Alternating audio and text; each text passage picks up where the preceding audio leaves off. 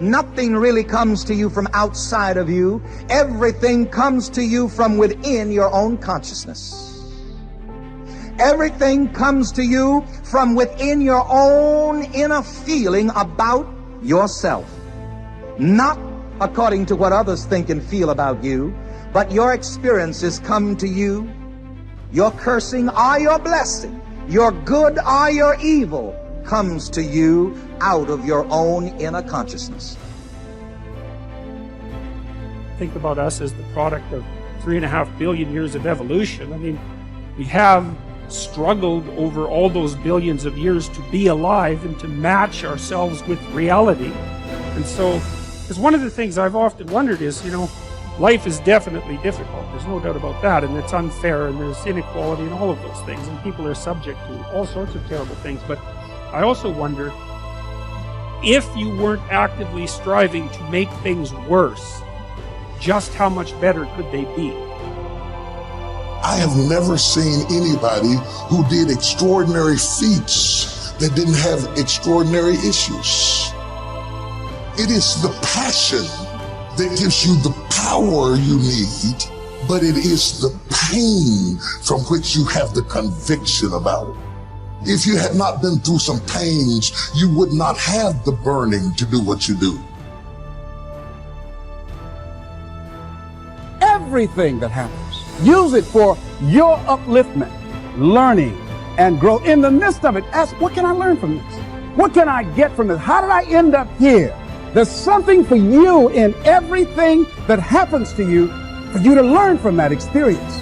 Look at it, examine it, analyze it, dissect it, take it apart until it reveals itself to you. And then get what you need from that and move on. But everything that happens to you. It's the decision to face possible failure. It's the decision to get up once you failed. And it's the decision of what to learn when you fail.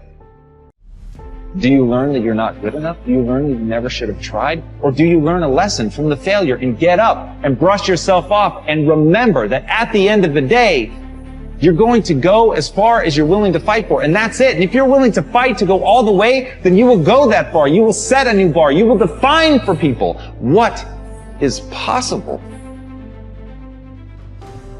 One of the things that you want to avoid is one of the erroneous zones I call procrastination, which is simply hoping and wishing and filling yourself with maybes and being bored and all of these kinds of things. If you sit around and hope and wish and say maybe over and over and over again in your life, then you are simply going to be a person who is using up the present moment to fill it with wishes rather than with action. Procrastination is nothing more than a typical way to keep yourself from taking action in your life. And I have found, we just moved into a new home not too long ago, and we had about 200 boxes that had to be broken up in the garage. And I looked at those boxes, and I knew that nobody else was going to break them up. But Daddy, this is Daddy's job. And every day I'd go in and I'd look at all of those boxes, and I'd say, no, I really don't want to deal with that today, and I'd let that go. And then came the time when just a few days ago, when I went out and I said, I'm just going to break up 5. I'll just do 5, and then if I do 5 every day for the next 3 weeks, I'll have them all broken up, and then I'll call the movement, and they'll come and pick them up. Well, that's the key to eliminating procrastination, because as soon as I did 5, I said, well, I can do 5 more. And I came in about an hour and a half later, and I had the entire job done. I found that to be true with virtually everything in my life. If I can put it off and put it off and put it off, but just do one sentence, and you got your letter written. Just sit down, and instead of telling yourself, I've got to write this long, long letter to my mother that I haven't written in a long time, you don't do that. You say, I think I'll just write 1 paragraph to her today. And then all of a sudden, the whole thing is done. Just one little action, one little step, and you have the whole thing corrected. In Hamlet, there's a line that says, refrain tonight, and that shall lend a kind of easiness to the next abstinence, and the next more easy. For use almost can change the stamp of nature. That's so beautiful. For use almost can change the stamp of nature. You can change your very nature by just refraining, by just doing something in the moment. So whatever it is right now, as soon as this tape is over, and it'll be over in just a few minutes, as soon as it's over, whatever it is that you've been procrastinating about or thinking about doing but haven't gotten around to do it, just do an opening on it. Just start it. And you'll find that that simple little act is what gets you going. And it's always ended. And where does that come from? It doesn't come from acting. It comes from thinking. Thinking makes it so.